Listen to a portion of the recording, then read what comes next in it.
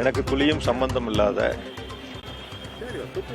என் மீது புகாரிலும் எஃப்ஐஆரிலும் என் பெயர் இல்லாத சூழலில் விசாரணை என்ற பெயரில் என்னுடைய பெயரை இணைத்து ஒரு வழக்கின் மூலமாக அந்த வழக்கின் மூலம் நான் நீதிமன்றத்தில் முன்ஜாமீன் பெற்று தொடர்ந்து காலையும் மாலையும் காவல் நிலையத்தில் கையெழுத்திட்டு வருகின்றேன். இன்று காலை நான் தங்கியிருக்கக்கூடிய அறைக்கு காவல்துறை வருகை தந்து சோதனை செய்ய வேண்டும் என்று என்னிடத்திலே சொன்னார்கள். தாராளமாக நீங்கள் சோதனை செய்து கொள்ளுங்கள் என்று என்னுடைய அறையை திறந்து விட்டேன். அவர்கள் முழுமையாக இருந்து சோதனை செய்து அந்த சோதனையின் அடிப்படையில் எந்தவித ஆவணங்களும் இல்லை என்பதை எழுத்துப்பூர்வமாக கொடுத்து என்னிடமும் கையெழுத்து பெற்று அவர்களும் கையெழுத்திட்டு எனக்கு ஒரு நகலையும் வழங்கி சென்றிருக்கின்றார்கள். என்னிடமும் கையெழுத்து பெற்று அவர்களும் கையெழுத்திட்டு எனக்கு ஒரு நகலையும் வழங்கி சென்றிருக்கின்றார்கள். தொடர்பான இடங்கள்ல வீட்டுல கரூர்ல தொழில் பண்ண இடத்துல சார்ந்து இருக்கக்கூடிய இடங்கள்ல சோதனை பண்றாங்க.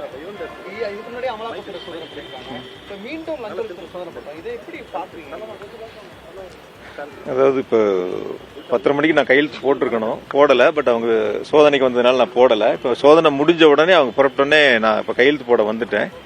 இதுவரைக்கும் எங்கெங்க சோதனை நடக்குது, யார் யார் இடங்கள்ல நடக்குது என்பது நான் முழுசா கேட்டு தெரிஞ்சுக்கல. தெரிஞ்சதுக்கப்புறம் நான் அது சம்பந்தமா உங்களுக்கு சொல்றேன்.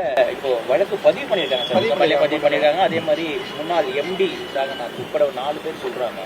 வழக்கு பதிவு பண்ணதுக்கான நோக்கம் இல்ல, டாஸ்மாக் சம்பந்தப்பட்ட வழக்கு ஏற்கனவே உங்களுக்கு தெரியும். இடி வழக்கு அது சம்பந்தமா சோதனைகள் செய்யப்பட்டு உச்சநீதிமன்றத்தில் அந்த வழக்கு நிலுவையில் இருக்கு.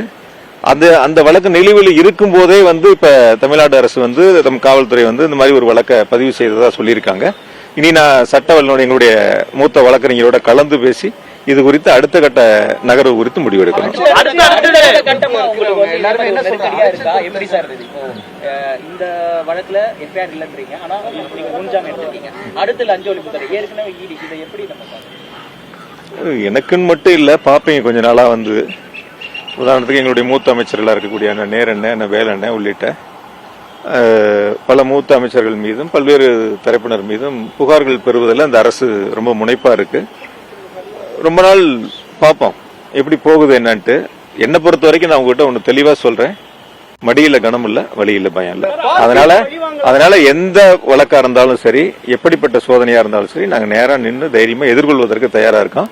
அதைத்தான் எங்களுடைய கழக தலைவர், எங்களுடைய போட்டுதலுக்குரிய மாண்புமிகு தளபதி அவர்கள் எங்களை உருவாக்கி இருக்காங்க. அதுபடிதான் நாங்க நெஞ்சுரத்தோட நிற்போம்.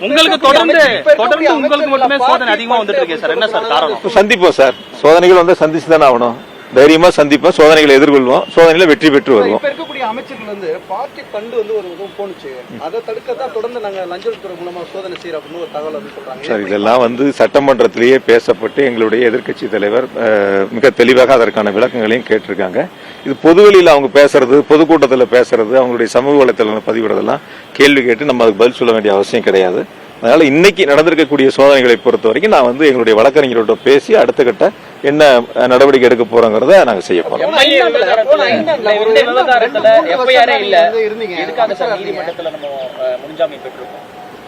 என்னை பொறுத்த வரைக்கும் சில பேர் ஜாமீன் கேட்கும் போது அந்த வழக்குல சம்பந்தப்பட்டிருக்கக்கூடிய விசாரணை அதிகாரிகள் சில கருத்துக்களை சொன்னதா சொன்னாங்க.